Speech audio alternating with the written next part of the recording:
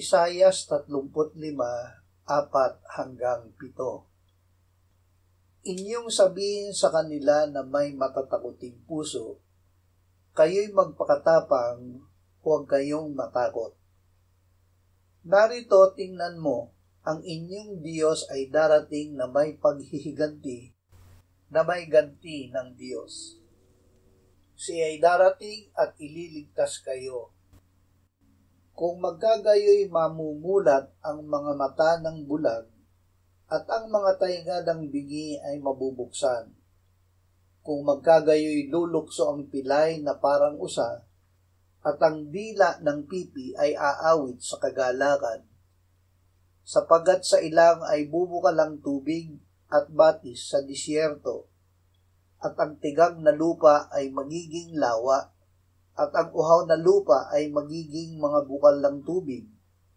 Ang tahanan ng mga asong gubat ay magiging latian, ang damo ay magiging mga tambo at mga yantok. Magpakatapang. Paulit-ulit na sinasabi ng Diyos sa Biblia na tayo ay magpakatapang at huwag matakot. Hindi niya ipinagagawa ito nang hindi niya ibinibigay ang paraan, ang pakikinig ng kanyang salita na lumilikha ng pananampalataya.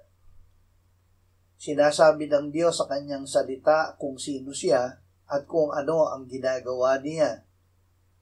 Kung walang pananampalataya ay hindi maaaring kalugdan ng Diyos, sapagkat ang sino mang lumalapit sa Kanya ay dapat sumampalatayang may Diyos at Siya ang tagapagbigay gantimpala sa mga masigasig na humahanap sa Kanya.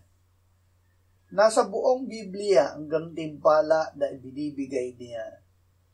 Kabilang dito ang pagliligtas, pagpapagaling ng bulag, bingi, pipi, pilay at mga karamdaman, tubig na nagpapatubo ng mga halaman at bumubuhay ng mga hayop na pinagbumulan ng pagkain.